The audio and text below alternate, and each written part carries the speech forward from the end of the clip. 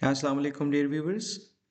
मैं हूं तुफैल खान यूसुफजई और मेरी आज की वीडियो विंडोज़ 11 पीसी में हार्ड डिस्क या एसएसडी में एक नई पार्टीशन बनाने के हवाले से है।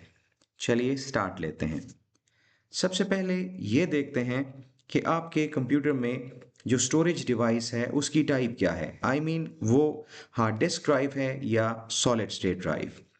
ये चेक करने के मल्टीपल मेथड्स हो सकते हैं। सिंपल मेथड ये है कि आप स्टार्ट बटन पे क्लिक करें, कीबोर्ड से आप टाइप करें defragment and optimize drives, click करें और यहाँ पे मीडिया टाइप के नीचे देखें। जैसे कि आप देख सकते हैं सॉलिड स्टेट ड्राइव लिखा है, इसका मतलब है कि जो स्टोरेज डिवाइस है वो हार्ड डिस्क नहीं बल्कि एसएसडी है। ये चेक करने के बाद कि आपके स्टोरेज डिवाइस की टाइप क्या है, एग्जिस्टिंग नंबर ऑफ पार्टीशंस अगर आपने देखनी है तो आप डेस्कटॉप पे मौजूद माई कंप्यूटर के दिस पीसी के आइकॉन पे डबल क्लिक करें और यहाँ से जैसे कि आप देख सकते हैं पार्टीशंस की टोटल तादाद 3 है।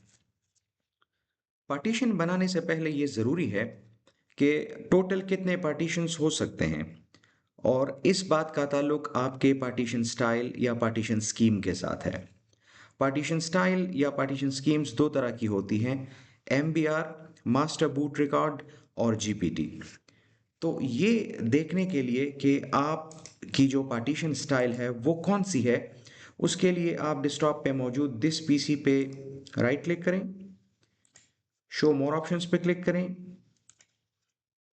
मैनेज पे क्लिक करें, डिस्क मैनेजमेंट पे क्लिक करें, डिस्क ज़ीरो उस पर राइट क्लिक करें, प्रॉपर्टीज़ में जाएं और वॉल्यूम्स के टैब पे जब आप क्लिक करेंगे तो यहाँ पे आपकी जो पार्टीशन स्टाइल है उसके हवाले से इंफॉर्मेशन होंगी। अ, इस केस में मेरे केस में जो पार्टीशन स्टाइल है वो जीपीटी है।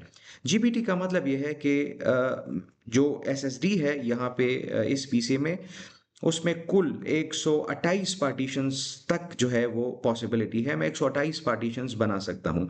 अगर ये पार्टीशन स्टाइल या पार्टीशन स्कीम एमबीआर होता तो जो प्राइमरी पार्टीशंस हैं उनकी तादाद 4 तक हो सकती थी और आप 4 से ज़्यादा पार्टीशंस अपने हार्ड डिस्क या एसएसडी में नहीं बना सकते अगर आपकी जो पार्टीशन स्टाइल है वो एमबीआर है।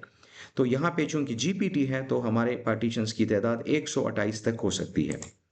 अब पार्टीशन बनाने के लिए आप एग्जिस्टिंग पहले से जो मौजूद पार्टीशंस हैं उनमें से कोई एक ऐसी पार्टीशन सेलेक्ट करें जिनमें आपके पास स्पेस है। फॉर एग्जांपल यहाँ पे हमारी जो ई पार्टीशन है इसमें से कुछ स्पेस सेपरेट करके उसमें एक नई पार्टीशन हम बनाएंगे। तो आप क्लिक करें, राइट क्लिक करें, श्रिंक वॉल्यूम पे क्लिक करें।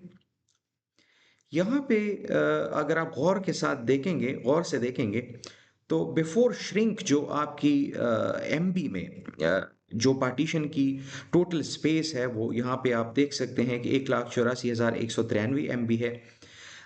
Size of available shrink space in MB मतलब जो स्पेस इस वक्त ऑक्युपाइड नहीं है और जो एम्प्टी है उसकी साइज भी आप यहाँ पे देख सकते हैं। और यहाँ पे आपने जो नई पार्टीशन आप बनाना चाहते हैं उसकी साइज आप इंटर करें। फॉर एग्जांपल इस केस में हम एक 10 GB की एक नई पार्टीशन बनाना चाहते हैं। तो जैसे कि आप जानते हैं कि 1 GB में 1024 MB होती हैं। तो आपने अगर 10 GB की पार्टीशन बनानी है तो आप सिंपली मल्टीप्लाई करेंगे 1024 को 10 के साथ। तो क्योंकि स्पेस आपने साइज जो है वो आपने एमबीज में एंटर करनी है।